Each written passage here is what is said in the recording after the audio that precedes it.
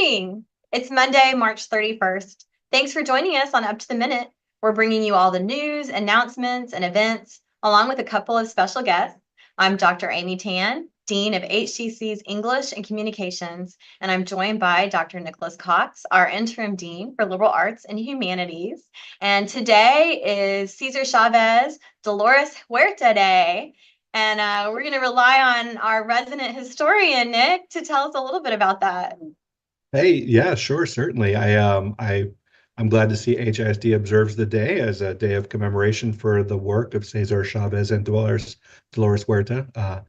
They were labor activists in California's vineyards with the United Farm Workers Group and kicking off a campaign for dignity and human rights for Mexican American farm workers, a really important part of our nation's civil rights history. It's a great day to commemorate their efforts.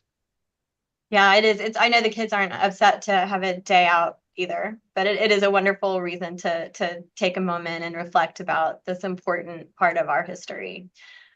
How's it going?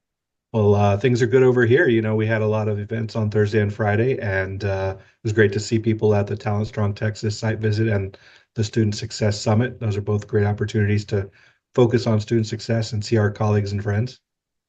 I enjoyed it too, and it's wonderful to have a moment to see the data and to talk about all the things that we can do to continue to support student success.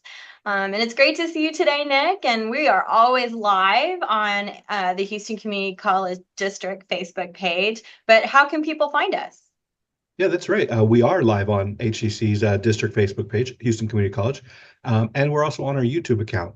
You can find us on X, LinkedIn, and on HCCTV at noon, 5 and 10 p.m. Monday through Friday. Wonderful. Well, it's Mental Health Monday, and today we're going to be discussing suicide prevention efforts and resources. So I know you'll all want to stick around for this very important segment. And I want to make a note that Harris County has suffered some losses just in the past couple of weeks in their sheriff's department. And, it's interesting how we have changed the way we publicize and talk about these public suicides. So I'm sure Tiffany Bittner, who is the Director of Clinical Transformation and Suicide Care with the Harris Center for Mental Health and IDD, will be able to talk a little bit about that. Good morning, Tiffany. Good morning. How are you? I'm doing well. Thanks for being here to talk about this really important information. Absolutely happy to be here and looking forward to having a conversation. Excellent. Well, Nick will be right with you in about 10 minutes. First, it's almost finals time for our students. So HCC is hosting a de-stress event, and I'm happy to welcome Rumela Bose, our HCC Central Public Services Librarian, and also one of our Innovation Fellows. Welcome to the show, Rumela. Thank you for having me, Amy. It's always good to see you, and I know that I'm at Central and you're at Central, so we're just sitting right across the beautiful Memorial Green from each other today. Absolutely. It's a beautiful day out. It's not too bad. It's a little cloudy, but I think the sun's going to come out. Yeah. Well, it's difficult to believe that it's already time to think about finals, but here we are. Tomorrow is April. But before we get to the finals de-stress program, tell us something about the Student Library Advisory Council. So Student Library Advisory Council, or in short SLAC, was established in 2013 at HCC Central College with the intention of kind of enhancing the resources and services that the library, offer through open communication channels, stronger relationship buildings between students and the library administration. Our current library director, Erica Hubbard, was instrumental to, start this club or the organization. And, the council, we have a group of students who are member. I'm one of the advisors for the club, and we bring in new ideas in order to make this communication or connection happens between the student, the library, and other departments.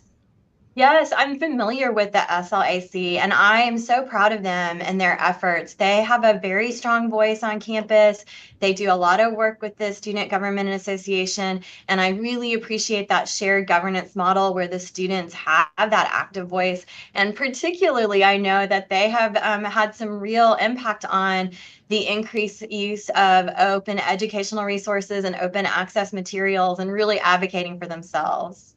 Absolutely. That's one of the first like issues that Slack brought up was like, the textbook because the open educational like access because textbooks are always expensive. And we do have a collection in Central Library, but anybody can access it, like all the students, called Student Government Associations textbooks. And those are completely dependent on the donation from the students, and textbooks are usually library use like 2 hour checkout, but SGA like textbooks, students can check it out for the entire semester. And that happened because of Slack. Yes, just a wonderful group of students, advocates, and excellent for them to have a chance to express and their voice and also learn about advocacy. Well, tell us about the finals de-stress program. What kinds of events are you planning? So, finals week is always a stressful time in the semester, and many HCC students found themselves at the library, not only the need to study, but also kind of with the need to take study breaks. And so, Slack actually started offering different activities to help students de stress. And one of them is the final de-stress with the cosmetology students. So we started this program back in 2017. So this is our almost eighth annual final de-stress with the cosmetology department. And what we do is we have students from the cosmetology department, especially with Miss Rosa Chaidis's class. So they offer manicures under, of course, instructor supervision to all HCC students, like, especially who are very like stressed out and about the finals. So they come to those manicures and like, feel a little relaxed, talk to each other. So it's kind of like, benefiting the cosmetology students because what they are learning in the classroom, they are kind of applying it to this curriculum, and also benefiting other students who wants to like, de-stress and feel relaxed and all of that. Sounds lovely. An excellent partnership, a chance for students to practice what they're learning and for other students just to take a minute to take a break. Absolutely. So Rumela, I mean, I think some of our listeners are probably wondering if faculty and staff are able to come to this session. Absolutely. Every year, we do it twice a year, one during December and one during either end of April or May. So this year it's going to be April 28th, which is a Monday, 10 a.m. to 12:30 p.m. in Central College, Harmon Building, Room 100. Every year I get requests from students, faculty, and staff like, are we doing this de-stress program?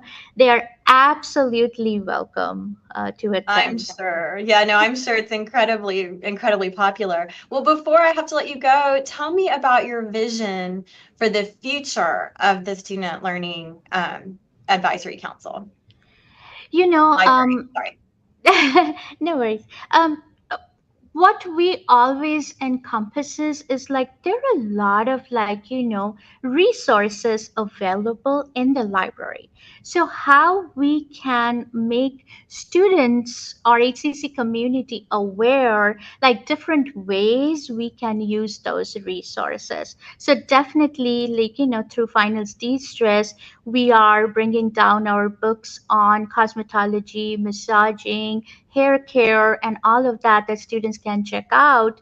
And also like, we are helping students who are, as you mentioned, like, learning and then like, applying that to other like, students. So definitely we want to expand our activities to, like, to more students, want to collaborate with other departments as well, like this. So that's something we definitely want to focus on. Well, it's wonderful, and you have done so much work with these students, and it's excellent to see them being so involved in campus life and having a chance to really impact campus life. And I want to thank you, Rumela Bose, our HCC Central Public Services Librarian and Innovation Fellow. Thanks for joining me this morning. Thank you for having me. It's good to see you. It's great to see you. And we're going to have all of the information about your events and the SLAC on our post after the show, so everybody can check out that post for all the information. After a commercial break, Nick will be back to talk to our Mental Health Monday guests. So come right back.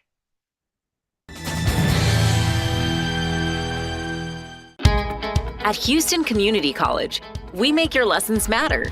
Open the door to real-world education, where passions become careers. Find out more at hccs.edu and let your success take flight. That one day at PE when they were like yelling at me, and then you just linked arms with me. I don't think you know how much like that helped me. I finally like knew that I had somebody.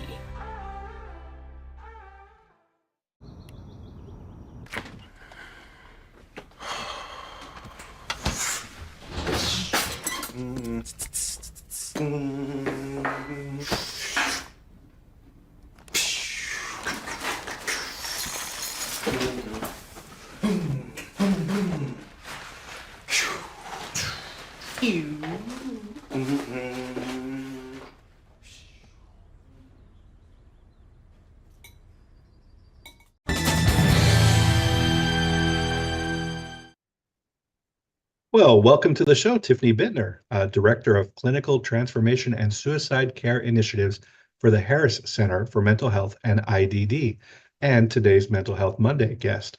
Welcome back to the show, Tiffany. Thank you. I'm happy to be here, and thanks for having me back. Well, before we get into your questions, I'd like to just ask you, what does IDD stand for? Tell me that. Intellectual and Developmental Disability. Okay, wonderful. Thank you. That helps me understand a little bit more about what you do in Yes. addition to mental I health. feel like every title I gave you was very long and lengthy, so No, we Try to throw use a lot of shorter acronyms in higher ed as well, so it's okay. I just always want to check to see what they stand for.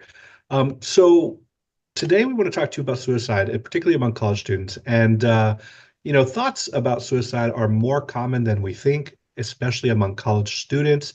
I'd like you to tell us a little bit more about that. Can you give us some statistics on this? Sure. So you're right. So in Texas, we've actually had a higher than usual average of suicide deaths in the ages of college students. So that 15 to 24 range, the 25, kind of 35. The average here is a little bit higher. I think, most recently there was about 24,000 college students attempted suicide. About 1,100 of those ended up being fatal, making it the second leading cause of death among college students, which is pretty substantial. There's over about 12% of college students will report suicidal ideation in their first 4 years of college. But I think the more staggering number is that 65% of college students have someone in their life or know someone who has thought about suicide or has attempted.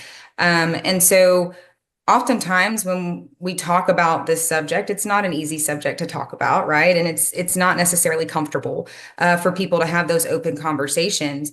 But I think the thing we have to start with is making sure people recognize that this is a much more common thing than we realize. And there's different levels of suicidality, right? Just because you've thought about suicide before doesn't put you in the same space as someone who has maybe developed a plan or written a letter or something like that. So when you kind of take it back a little bit, you start to realize that there's a lot of people out there that have had these thoughts and have been able to overcome them. Yeah, it certainly seems to me that thinking about something is clearly distinct than taking actions and steps towards Absolutely doing it. And I'm sure those require different forms of mental health treatment and in order to address them. But I confess I was not surprised to hear you say that Texas has an above average rate. And is that generally because we have lower levels of insurance and lower access to mental health care in Texas? So yeah, we have a little bit higher uninsured population when it comes to access and looking at things like the number of mental health providers compared to the number of people. We have a lower number of providers available for that. We have a lot of rural areas as well in Texas, and so it makes it a lot more challenging, right, to get yourself to a mental health provider. So someone who may be kind of on the fence about, I don't really know if I need to go or not. If the closest mental health provider is an hour away, they may choose to not get that service just because of location. So we definitely see that prevalent in our area. No, that makes sense. Texas is a large state, and whether it's mental health providers, prenatal care, emergency rooms, right? There are a lot of areas where there are quite simply counties in the state with no hospitals at all. And Yeah. Even in a major city like Houston, though, where there may be a large number of providers of healthcare, there still may be way too many people who are in need than can be served. So that sort of brings us to the work that you guys do at the Hair Center. What Sure. are what are some risk factors for college students? What would we be on the lookout for? Yeah, so I mean, when you're in college, you think about kind of the demands that get put on you, or that you may put on yourself, or they may be put on by family or friends. So just the overall stress of college. College can be a great time. We all know that it can be fun, but it can also be a very stressful time. It's a time of change and transition. Loneliness. You have a lot of college students that aren't, they're away from home. And maybe just those feelings of loneliness set in, sitting somewhere, not knowing a lot of people. Issues within academics themselves. If you have someone who is very passionate about their learning and their grades and their academics, and maybe they start to struggle with something for the first time, maybe they've never had those struggles. Relationships in general, trying to navigate how to manage relationships at the college level. And, again, there's that transition of maturity. There's a transition of, having to manage your time differently. Money. I think money is kind of a universal one, but especially when you look in college and you think of those of us who end up with student loans and, worrying about how we're going to pay those back and how long is it going to take.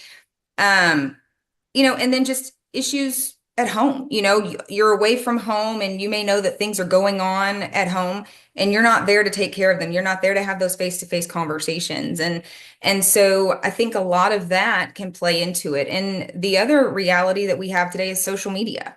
I have been saying recently, social media is a blessing, but it can also be something we have to be very careful with, just because we're constantly seeing what everyone else wants us to see of their life, right? And typically that's the great things and the pretty things and the perfect things. And so, when you're in that adolescent, young adult stage, it's very easy to find yourself being like, well, I need to be more like this person and I need to do this better.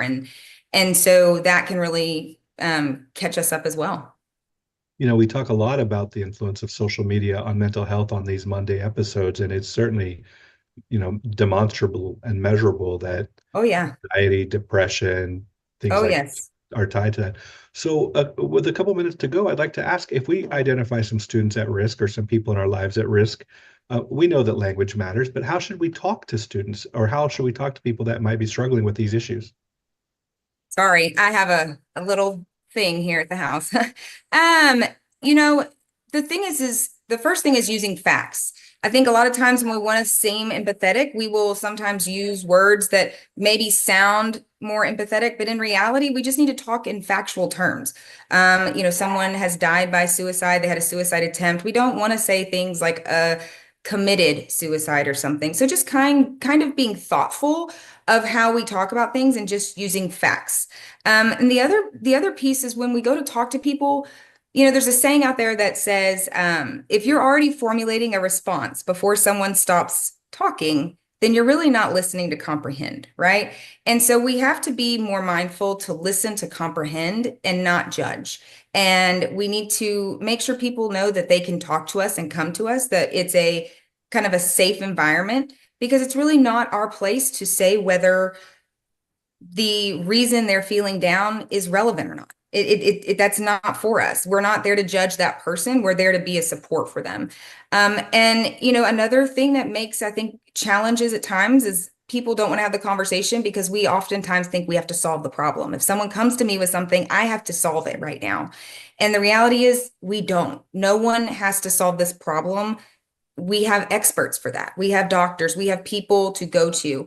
And so when someone comes to you with these concerns and things like that, we have to remind people that your job isn't to solve their problem. Your job is to get them to the people that can know the resources that are available, know the phone numbers, the places they can go, and make sure they know they're not alone. Be that support person for them, but you do not have to solve the issue that they're having, and you don't have to keep them from attempting suicide. You have to get them to the people that can. And I think when you break it down like that, people are more willing to have the conversation because they don't think, oh, I have to have the perfect thing to say. So it all boils down to being kind. Thank you. Thank you, Director Bittner. Would you, as we close up, would you tell us about those resources that are available to people at the Harris Center? Sure. I mean, there's 988. That's the National Suicide Crisis Line. That number is 24/7. It is actually answered locally here. We answer it at the Harris Center. That is, you can text that as well, 988. If you're a Harris County resident, there's 713-970-7000. That's the crisis line at the Harris Center. And then, everyone has their phones. If you Google crisis lines, there are actually a number of different crisis lines for different groups. So there's crisis lines specific to law enforcement, LGBTQ, there's the trans line, there's Trevor Project.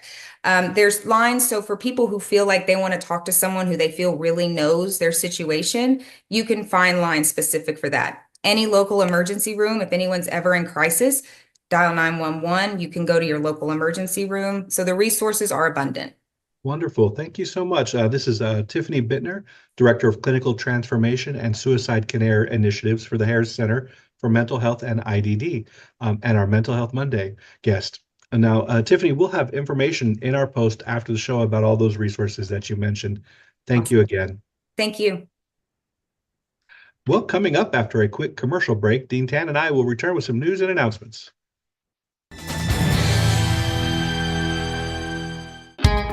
At Houston Community College, we make your lessons matter. Open the door to real-world education, where passions become careers. Find out more at hccs.edu and let your success take flight.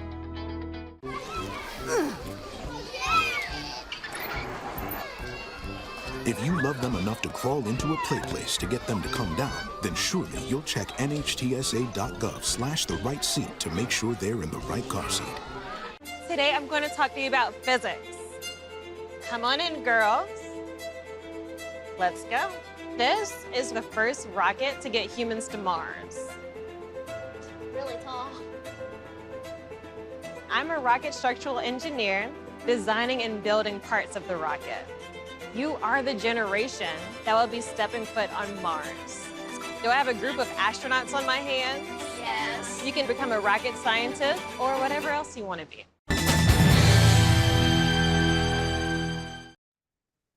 And we're back with some news and announcements. To start us off, it's March Madness, not just for basketball, but our March Madness series at Southeast College. With spring here, students can take a step toward fitness with HCC's Rec Sports and Student Life workshops. Those are happening today from 2 to 4 p.m., Monday, March 31st. It's a staff versus student game in the HCC Southeast parking lot. Sounds like lots of fun. Be sure to check the post after the show for more information. And if you're not up for a game, you can check out our transfer fairs. Yeah, that's right. HCC is inviting students to learn about pathways available to them at upcoming HCC transfer fairs. You can kind of walk around and talk to representatives of all the local and regional universities in our area. These fairs are this week from 10 a.m. to 2 p.m. Happening right now outside my office is the East Side Transfer Fair. But if you can't make it today to East Side, you can go to Central Campus tomorrow on Tuesday, April 1st, or you can go to the Coleman campus on Wednesday, April 2nd, or you can go down to Stafford campus on Thursday, April 3rd. Check our post after the show for more information.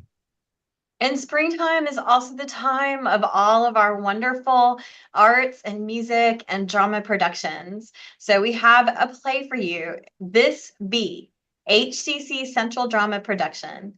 And if you're wondering what it's about, it's when Diana, a power-hungry Pilates influencer, learns her social media manager is hooking up with her makeup artist, it sparks bitter jealousy. Even though dating someone with no followers could wreck her image and brand partnerships, Diana says if she can't have him, no one can. This play contains language and themes for mature audiences. Viewer discretion is advised. If you're interested, join us on Thursday and Friday through Monday, April the 3rd through the 7th. That's going to be at our HCC Central Mayor's stage. Reservations are encouraged, so check the post after the show for how to make your reservations and for all of the times and information. Sounds a little spicy, that play. It does. All right. Well, for Mental Health Monday, this next announcement is really appropriate because the signs of crisis are all around us. Just like CPR, people can take QPR training. This is an emergency response to someone in crisis and can save lives.